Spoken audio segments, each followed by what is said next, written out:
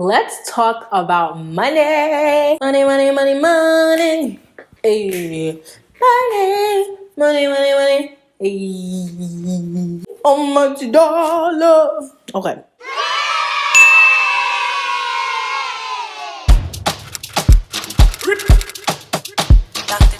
Managing money after college. I'm just gonna talk about my story. So before you graduate, you may not have a lot of money. You may not be earning a lot of money, but then you graduate and you're earning a little change. Just a little change. It's not like you're earning a lot of money, but you're just earning a lot of little money. Like a little bit, a lot of money. Just more money than you're used to. And if you don't know how to manage it, you will be living paycheck to paycheck, barely. Because money is a very tricky thing. It comes, it goes. It comes quickly, it goes quickly, it goes quicker than it comes sometimes. And I am super duper passionate about managing money well, being a good steward of our finances. Come on, somebody. Having those skills early on in life will serve us very well. For some, you may not have had the exposure to financial literacy in high school, elementary school, college. I love money. I don't love money more than God, though. I enjoy money. I enjoy talking about money. I enjoy managing money. I enjoy organizing money. And yeah. Anyway, let's just hop into the video. We can talk about so much in this video, and I'm just gonna touch on like some things. So get your notepad, take notes, and if you want more of this content, I'm happy to share more about it. But let's just talk about the basics. Number one, managing money is about identifying your priorities. Where your money goes shows really where your heart is, where your priorities are, where you spend your money. It just shows what's important to you. This is how I manage my money, right? So my number one priority is pay my tithes first, right? Pay that 10%. It's so easy. It's so easy. And we can talk more about this, like the importance of tithing, what it means to tithe, but I see it as like a guideline to just do good, a guideline to build the church. Literally 10%. You pay your waitress probably 15%. They start you at 15%. They be asking for 18%, 20%. You don't want to give the church 10% of your income. And I think it was Pastor Mike Todd that was saying how it's important for us to change our mindsets, right? About how we tithe, how we think about tithing and that 10%.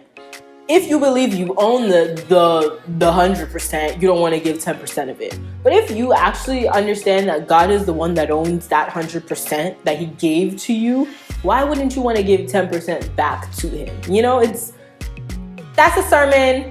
That's my number one priority. So as soon as my checks come in, I don't use checks, I use direct deposit. We in 2019.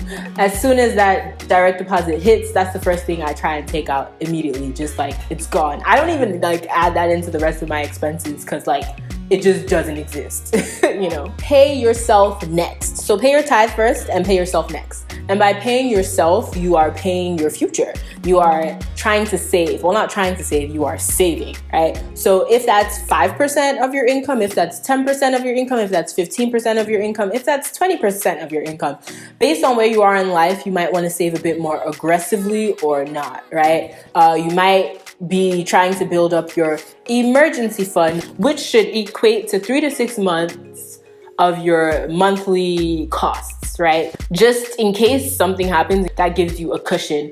And again, depending on where you are in your life, you might want to build that fund quickly, right? Or slowly because you have other things to pay off, if it's student loans and so forth. Money is about balancing priorities, and your priorities change all the time. So I think of my priorities on a month-to-month basis, but the top priority, as I said, pay your tithes. Anyway, let's get back into the order of things. Pay your tithes, pay yourself by saving. Oh, major tip on savings. An easy way to save is by opening an online savings account. I use Ally. I don't know if it's called Ally or Ally, ALLY.com. So you literally put money in there and it grows. If you have a savings account with your bank, your interest rate might be like 0.02%, so that's not really doing anything for you. If you can get, it's free. An online savings account is free. I don't get anything for telling you this, so if you want to do it, look into it.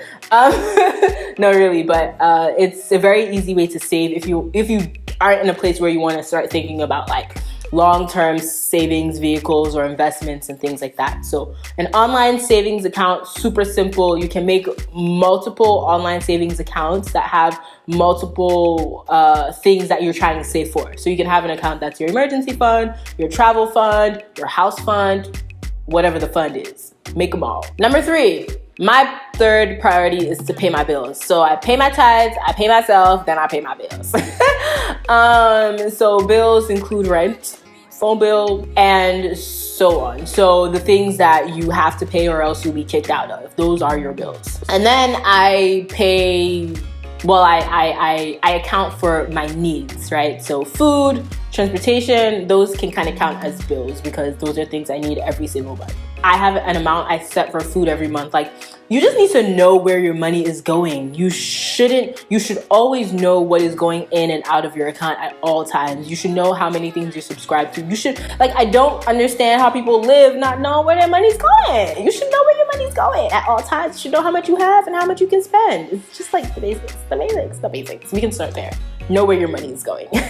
And I honestly check my account like once a day or more than that because I'm just constantly tracking just in case, Netflix want to charge you $50 and you're not even subscribed to Netflix. Like, you never know what can happen. Now, as I'm creating my budget for the month or every 2 weeks, I tend to overestimate my bills. So if you have a bill that is $18 a month, round that up to $20.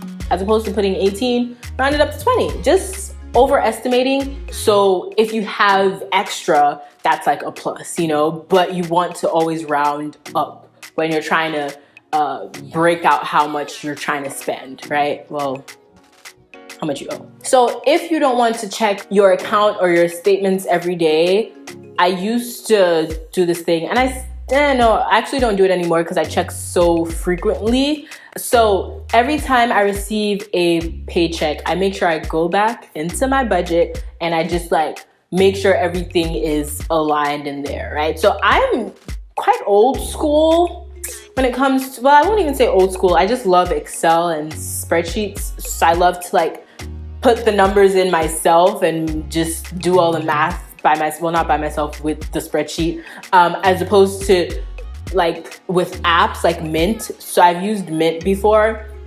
and there are all these apps. If you know apps, put them down below because I'm not really an app person because I like to do it myself. I like to put my savings in by myself. I like to do this by myself because I just like to know where my money's going.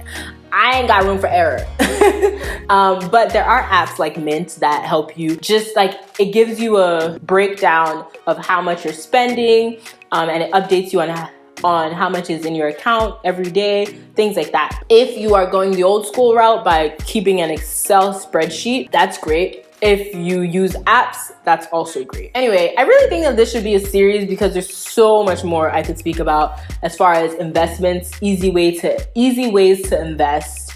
If you want to create a plan to pay off your loans, I've helped my friends literally sit down and think through how they want to pay out their loans, if they want to do that aggressively or slowly.